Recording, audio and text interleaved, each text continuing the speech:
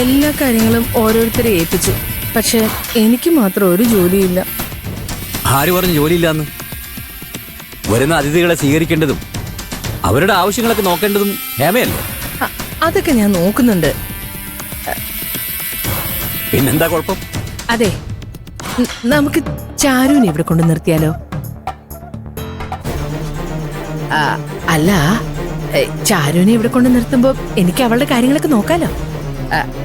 അവിടെ ആ കുഞ്ഞുമോൾ എങ്ങനെയായിരിക്കുന്നു നമുക്കറിയാലോ.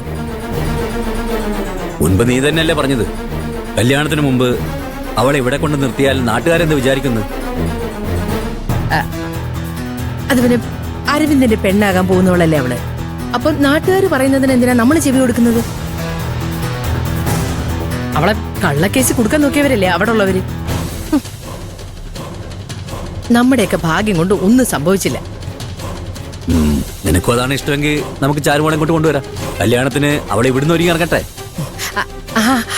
അതെ, അതാവുമ്പോ നമുക്ക് നമ്മുടെ ഇഷ്ടത്തിന് അവളെ ഒരുക്കി ഇറക്കാലോ. ഇവിടെ ആവുമ്പോ അവള് സേഫും ആണല്ലോ. എന്നാ പിന്നെ ഞാൻ ആകാശിനെയും കൂട്ടി അവിടെ ചെന്ന് ചാരുമോളെ വിളിച്ചോണ്ട് വരാം. അതിപ്പോ ആകാശ് എന്തിനാണെന്നേ അരവിന്ദനെ കൂട്ടി പോയാ പോരെ? അവനല്ലേ അവളെ കെട്ടാൻ പോകുന്നേ. അരവിന്ദനെയും കൂട്ടി പോയാ ശാന്തപ്പനൊക്കെ അത് വേറെ രീതിയിൽ കാണും. നീ പറഞ്ഞ പോലെ നാട്ടുകാരെ കൊണ്ട് ഓരോന്ന് പറയിപ്പിക്കും. ഞാനും ആകാശം കൂടി പോവാം. എന്നാ പിന്നെ അങ്ങനെ ആവട്ടെ. ഏമേ, നിനക്ക് ചാരുമോളോടുള്ള വെറുപ്പും വിദ്വേഷമൊക്കെ മാറിയോ? അതിന് ഞാൻ മരിക്കണം. അവളുടെ നിങ്ങളുടെ കണ്ണുനീര് ഞാൻ കാണും. കല്യാണപ്പന്തൽ നാണം കെട്ടി നിൽക്കുന്ന രണ്ടുപേരുടെയും കണ്ണുനീര്. എന്താ നീ ഒന്നും മിണ്ടാത്ത? എനിക്ക് ചാരുവിനോട് വെറുപ്പുണ്ടായിരുന്നു ബാലേട്ടാ, അത് സത്യ.